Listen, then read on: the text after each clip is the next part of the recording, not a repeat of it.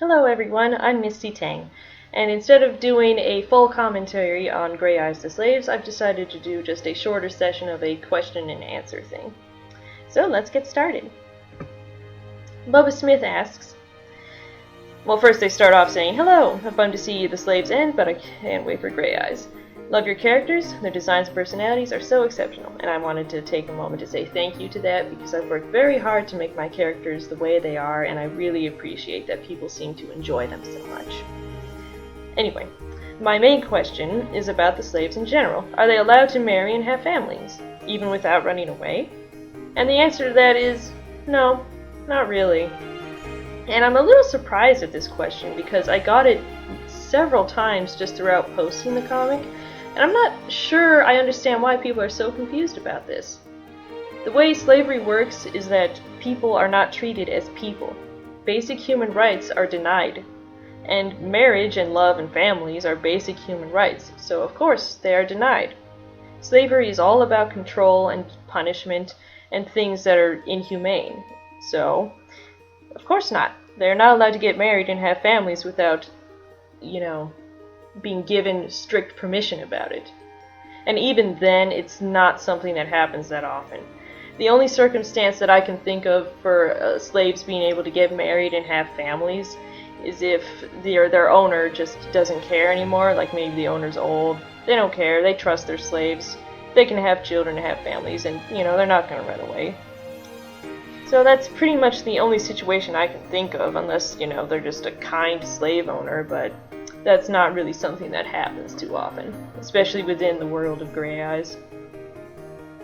And the running away part, that's why I've chosen River here with her lover Aurelius. Aurelius actually belongs to a friend of mine, and it's something we like to do. We like to pair off our characters and sometimes create a character just for someone else. But anyway, spin-off for Grey Eyes the Slaves I would like to do, or just another installment of the Slaves, is River's story.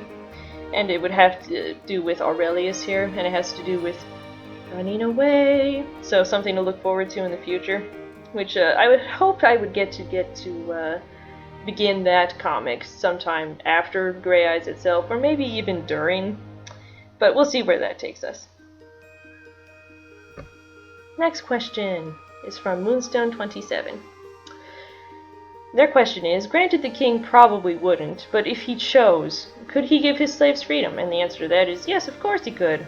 But Norayot is a jerk, and he would never give his slaves freedom, unless A, he was bored, B, he didn't like the slave, or C, the slave was ugly and he wanted to get rid of him.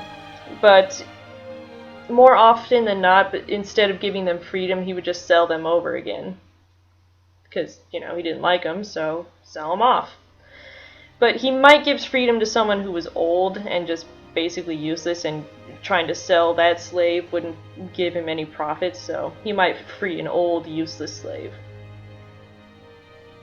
That's the way his mind works. And they go on to say, I mean by whether through financial means or through word of the person who owns them. So what they're asking there is that basically, can slaves buy their way out? Kind of like in our own real world history, slaves could earn money and buy their own freedom. And that could happen within the world of Grey Eyes, but it's not very often that it happens. And that kind of leads into this next question here. Why are their species made slaves? This is more Grey Eyes stuff, so I can't answer it fully, but the scratching on the surface is Yonoizamo are extremely beautiful. They are graceful creatures, and they are a pleasure to be around. And they are not likely to be sold because of that. They're almost like trophies in a way. But this is more Grey Eyes stuff, so I'm not going to go any deeper than that. So that's why they're made slaves on the surface. And the reason why they probably wouldn't be able to buy their own freedom is for that reason. Their owners don't want to lose something so beautiful and so precious to them. So while it could happen, it is not often that it happens. And they go on to say that the thought occurred to them is because that in whatever time there were some groups of people who opposed slavery. Are there any slave abolitionists in this world? And the answer to that is yes, of course there are. However, it's not nearly as high key as it should be. There are a few characters who are abolitionists, but they are not terribly outspoken about it. And a little hint about who they might be is they're really old, and I only have a couple really old characters in this comic.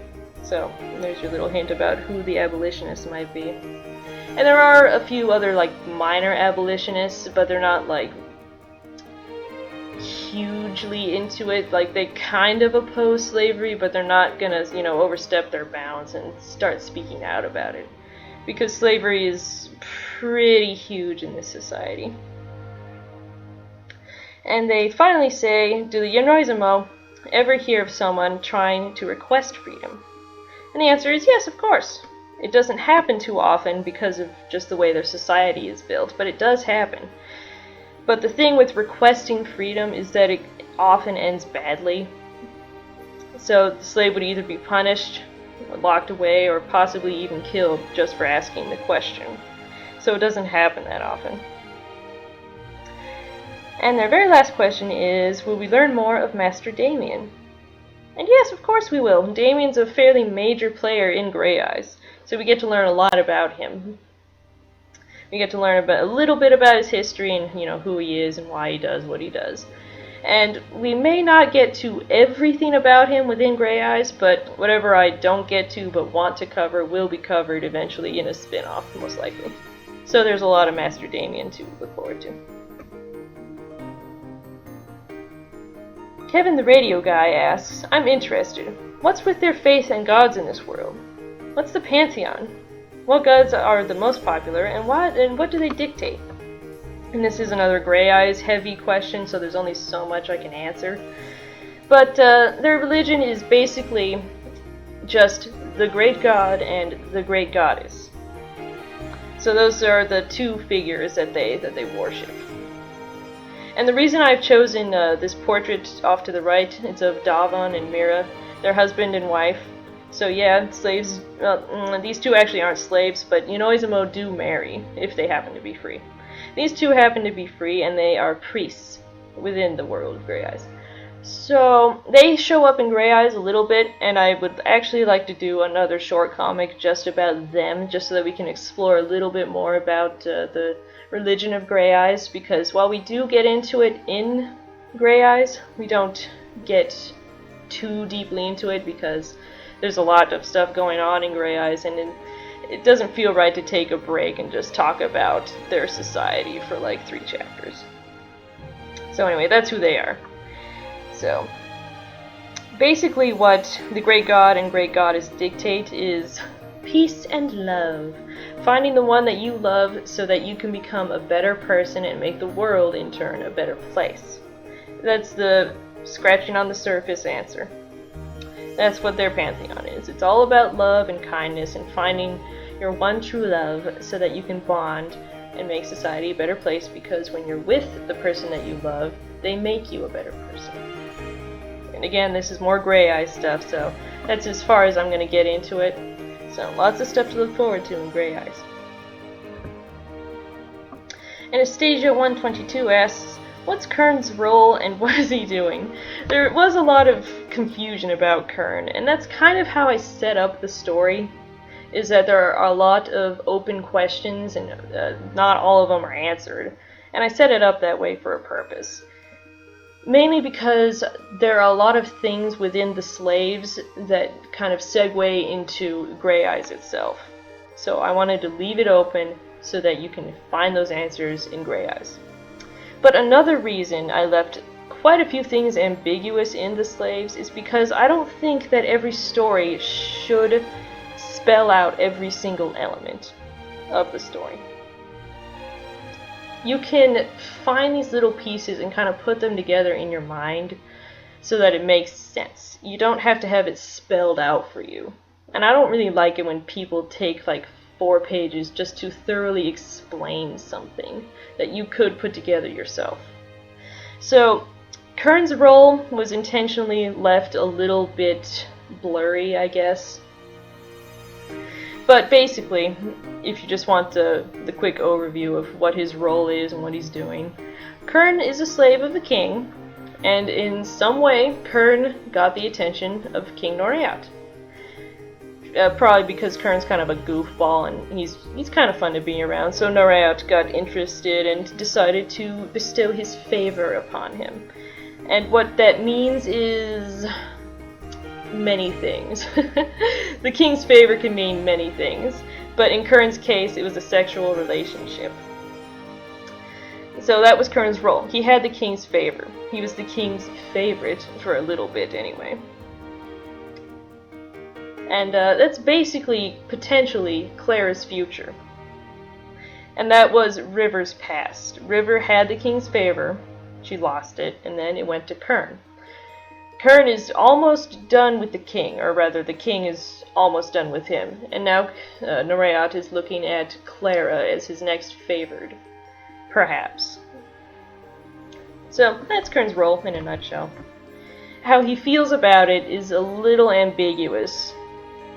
But Kern definitely enjoys the present he gets, so he's making the most of the situation, and he's handling it with more intelligence than other people have had in the past. River was one of the people who didn't handle it that well, and that's one of the reasons why she's so bitter about it. But that's more Grey Eye stuff, and I'm going to say that a lot while I'm doing this. Oracle Sphinx asks, I'm curious how you are working on your comics. Do you write the scenario first, then do a page and frame sketches, after that drawing, excuse me. Do you write the scenario first, then do page and frame sketches, and after that draw actual pages? Or maybe you don't write the scenario and make it kind of spontaneously along with sketching pages? When drawing pages, do you first draw all of them and then color them, etc.? Or do you make pages one by one from sketch to final touches? So it's kind of interesting that someone asked about my process.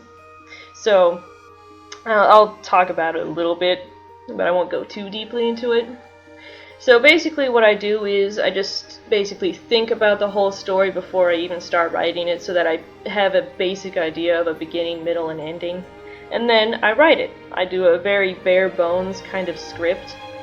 And I've taken to handwriting my scripts recently. It's a lot of fun for me that way, I guess, and it helps me keep the pace going. There's just something about moving my hand, I suppose, while I do it that keeps me going. It has a nice flow to it, so there's my handwriting, and I write it on just this really dirty, stupid paper that I get from school. So there's my script, and you can see that it's really bare bones. I even just abbreviate names to a single letter, so C was for Clara, T was for Troyan, and that kind of thing. So it's basically just dialogue and maybe a note about where they are and what the scene is, and that's my script. So from there, for my script, I kind of choose a section of my script. You can see from these little hash marks I've made. Basically what constitutes a page, and a little star is what I use to mark off that yes, I completed that page. So after I review the script and think out the page in my mind, that's when I start drawing the page. So here's an example of a penciled page. So all I do for my pages is it's just pencil. I used to ink stuff, but I don't like inking so much anymore because it never looked the way I wanted it to look, and there was always a lot of cleanup, and it took forever, and it never looked as good as I wanted it to look. So I just started using pencil as my main way of doing lines. So I just do pencil sketches, and then I clean up that sketch by hand, and then I scan it in, and then I clean it up a little bit more. And that's basically the lines that I do for my comics. So then after that, I add some color to the lines. It's Photoshop magic. And then I color it, and that's it. I don't like to spend an enormous amount of time on my comics because I'm only one person and I only have one lifetime to work on these things. So I want it to look nice, but I don't want to spend like 10 hours on a single page. So my process is actually relatively simple. It's script, it's script, draw it out, clean it up, scan it in, clean it up a little bit more, color it, and that's it. And then I'll hold on to the page for probably up to a week, because I work with a lot of stock on hand, because I like to have at least a couple weeks of stock before I actually post the page online. And I have it set up that way so that I can look at the page right before I submit it, just to make sure that I don't want to make any other changes before I submit it. So that's basically my process. Lots of questions.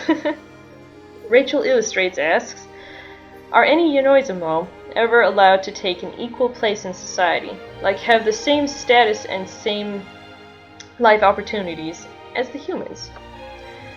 The answer is yes and no. It depends on the Yonoizumo, and it depends on the master. It's kind of a complicated question, and there's more Gray Eyes elements to this that will be addressed within the comic itself. But yeah, they could take an equal place in society. It would take a lot of work. They would have to put in like 10 times more work than the ordinary person would in order to obtain some kind of same status. And they could also have the same opportunities, but again, it would take a lot more work. Their second question is, why are magic wielders so rare? And that's Gray Eyes question all over it. I can't even answer it very well at all in this little Q&A, so it's Gray Eyes stuff. So I'm gonna have to kind of skip over that one. Is there a free Yonoizumo culture / society anywhere? Or are there always slaves? The answer to this one is that there are some free Yonoizumo within Gray Eyes. There aren't very many, but they do have their own little towns here and there. They're very small, and they're very few and far between, but they do exist. Are they always slaves? Not always, but if you see an Yonoizumo walking down the street, you can assume they're a slave. That's the way it's set up within the Society of Gray Eyes. But there are free societies, they do exist. If Clara and Troian belonged to someone else instead of Noreat, might they have been allowed to be together, or at least their romance be overlooked? And the answer to that is actually yeah, because a lot of things go down between slaves that there's honestly just too much to punish every single time if you think about it. So yeah, if they were owned by someone who was not as high status as Noreat, then yeah, of course, they could have had their romance overlooked easily. But because they're under Noreat, the king, and they're higher slaves and they're almost always within his sight sometime during the day, it's not a good idea for them to be engaging in any kind of romance, because that would be punished, and will probably be punished. Hint, hint. So, that's the way it's set up for them. More questions from Rachel Illustrates. How did the slave trade of Yonoizumo start? And is that going to be important in Gray Eyes? Yep, it is, and I can't answer it fully because of that. So, the best way I can think of answering this question is to think about real-world history, like how did slavery actually start? And you can't really pinpoint a single moment, I think. There are a lot of elements at play, and it's impossible to answer this question with a single answer. And the way that got started is sort of important in Gray Eyes, but Gray Eyes deals more with the current slave situation, so we do discuss a little bit about the beginnings, but not very much. Next question is same-sex marriage allowed in this culture? Or are there heteronormative restrictions, like ours? The answer to that is no, there are no restrictions. The way Dwal is set up, if you will recall with the great god and goddess, they're all about love. So what that means is that it doesn't matter who it is. So you could easily have a gay relationship. It's just normal to them. You could be a man and a man, you could be a woman and a woman, a man and a woman, you could be white or black, and everything in between. It doesn't matter to them. All that matters to them is that you are devoted to your partner, basically, and that you love them forever. So it's actually kind of nice in that respect. Dwal is by no means a perfect society, but in this way, it is rather nice because they don't care who's in love, and they don't care who gets married. Exactly. Yonoizumo are an exception. But that's more Grey Eye stuff. So, but yeah. Gay culture is normal culture for them. Another question. Are there any laws governing how a human treats their slaves? The answer to that is not really, no. You can basically do whatever you want with your slave. And are happy endings less likely to happen in this world than in your other works? And that's an interesting question. And happy endings are my favorite kind of ending, but for Grey Eyes, yeah, there are a few unhappy endings, and I've chosen this picture of Lo here, and she's looking rather angry because her happy ending, it's not exactly happy. So there's a little teaser for Grey Eyes right there. So Lo has a lot of issues, and she may or may not get a happy ending. And there are more characters besides her, of course, that may or may not get a happy ending. Chaos 555, it just has one question concerning his mage, King Noreat, and I like that, his mage. Anyway, does he have an official consort?